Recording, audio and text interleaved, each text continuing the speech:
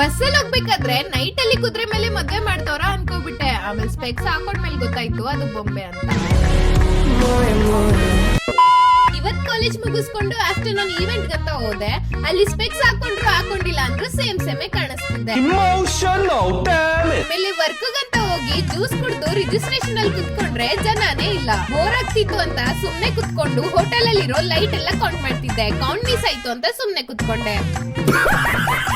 10 ಗಂಟೆಗೆ ಕೆಲಸ ಮುಗಿಸ್ಕೊಂಡು ಬಸ್ ಅಲ್ಲಿ ಹೋಗೋಣ ಅಂತ ಹೊರಟ್ರೆ ಬಸ್ ಸ್ಟಾಪ್ ನ ಹುಡುಕ್ತಾ ಫೈನಲಿ ಬಸ್ ಸಿಕ್ತು. ಬಸ್ ಅಲ್ಲಿ ಸ್ಪೆಕ್ಸ್ ಹಾಕ್ದೆ ಯಾರೋ ಮದ್ವೆ ಆಗ್ತವ್ರೆ ಅಂತ ಕನ್ಫ್ಯೂಸ್ ಆಗ್ಬಿಟ್ಟೆ.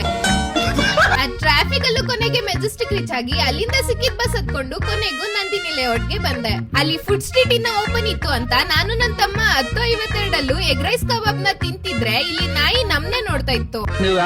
ಪಾಪ ಅಂತ ಅನ್ನ ಹಾಕಿದ್ರೆ ಮೂಸೆ ನೋಡಿಲ್ಲ. ಆಮೇಲೆ ಒಂದ್ ಪೀಸ್ ಹಾಕಿದ್ದಕ್ಕೆ 1 ಸೆಕೆಂಡ್ ಗೆ ಖಾಲಿ ಮಾಡ್ಬಿಡ್ತು. ನಾಯಿಗ್ ಬಾಯ್ ಹೇಳಿ ಅಲ್ಲಿಂದ ನಾನು ನನ್ನ ತಮ್ಮನ್ ಜೊತೆ ಮನೆಗ್ ಬಂದೆ ಅಷ್ಟೇ.